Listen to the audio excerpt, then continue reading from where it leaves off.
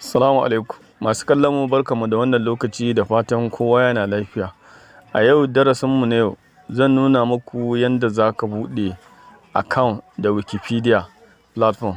Saboda haka kafin in nuna muku yadda ake yi, idan ya kasance wannan shine ziyartar tashar nan namu na farko, ka daure ka danna mana alamar subscribe, sannan ka danna ƙararrawar sanarwa sai ka zaɓi all. Shi zai ba da dama da zarar na ɗora bidiyo a fara sanar da kai. Idan bidiyon ya burge ka, da Allah ka danna mana like, sannan kai mana share zuwa social media gaba ɗaya domin wasu masu amfana. Idan kana da ƙarin bayani ko tambaya to sai kai mana comment. Kamar yadda na ce nake so in nuna muku yadda za ku buɗe account da Wikipedia. Saboda cewa akwai waɗansu waɗanda suke magana suna so su buɗe account da Wikipedia amma ba su san yadda za su yi ba.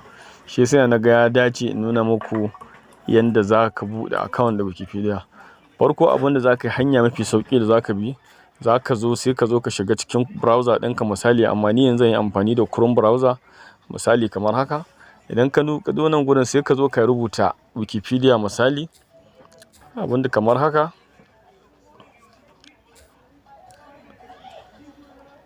Ka gani a wurin sacin ka duba, ka ga nan sai ka zo sai ka danna search.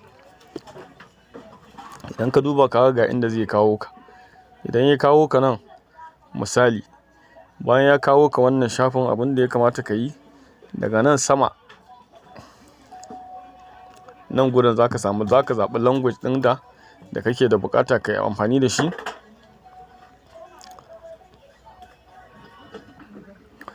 Yawwa, kamar yadda ya buɗe maka haka, abin da za ka yi, za ka zo daga nan sama wajen ɗigon nan guda uku na saman browser ka, za ka mai da interface ɗin fuskar wayarka ya koma desktop, ya koma kwamfuta. Misali za ka danna kamar haka. Idan ka danna sai ka yi ƙasa, ya danganta kalawar. Gashi nan wani wuri da aka sa desktop sai ka yi tukin akan wannan, za ka ga abun ya canza kala. Kun gani kamar haka zai koma. Idan ya koma haka, misali, to daga nan gefen bari in zoom abin ku gani. Daga nan gefen haka sai ka jawo shi ga wani wurin da aka ce create account. Kun gan shi nan gurin, sai ka danna, misali sai ka danna create account akan shi.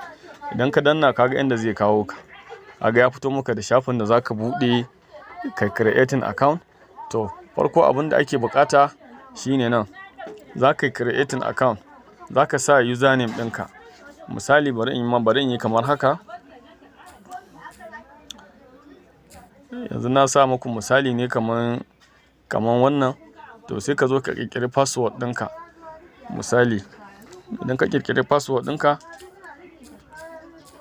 ka sa password mai ƙarfi wanda cewa zai zama ba wai ƙaramin password ba, saboda wuri ne wanda ake da buƙatan wannan. Misali sai ka zo ka ƙara sa password ɗinka a nan. Misali ka maimaita abin da ka sa a can na farko, ka maimaita shi kamar haka, ko bidiyon daki. Sannan shine za ka gane yadda za ka buɗe account da Wikipedia. To me ya kamata a yi nan? Sai aka ce ka sa email.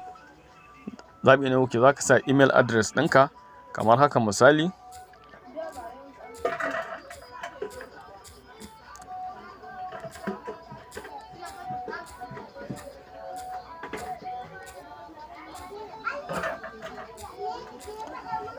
a gani kamar haka. Bayan ka sa email, abu na gaba da za ka yi, za ka zo ka rubuta wannan rubutun da ka gani a nan gurin. Za ka zo ka shigar da shi a nan gurin. Ka gani wannan recaptcha ɗin, misali GIBEAIDER.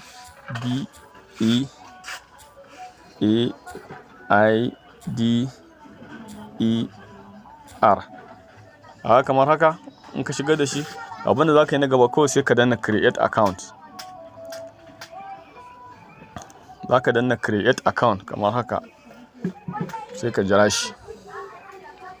To shikenan, da zaran ka danna ka ga abin da zai kawo ka wannan page. The IP address has been globally, do not affect your ability to read. Wannan yan bayanan da su ne za ka zo ka karanta dai ka ga abin da aka yi wannan. To abin da za ka gaba nan ƙasa sai ka zo ka ce return to the main page. To abin da za ka yi na gaba, yana buƙata za ka koma cikin email ɗin nan naka wanda ka buɗe account da shi. Misali za ka koma cikin email ɗinka, za su tura maka verification a cikin wannan email ɗin. Misali wannan email ɗin da ka buɗe za su tura maka verification a cikinsa, sai ka je ka bi shi, ka je ka yi verifying. To yanzu dai yanzu ba su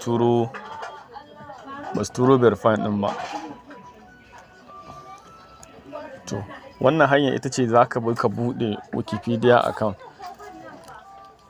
Amma yanzu kamar haka, yanzu na riga na buɗe account da Wikipedia kenan. Misali kamar haka yanda yake, yanzu za ka iya shiga ka yi duk abin da kake so saboda account ɗinka ne ya riga ya tabbata. To shi ya sanya idan har za ka yi, ka tabbatar ka zo ka duba nan gefen ka mai da shi desktop site. Farko in ya zo kana waya ne haka zai buɗe maka, ba zai fito maka da inda za ka yi register ba. To saboda haka wannan hanyar ita za ka bi ka buɗe account da Wikipedia. Idan wannan bidiyon ya burge ka, to ka danna mana like, kai mana share, ka tura a social media gaba ɗaya domin wasu masu amfani.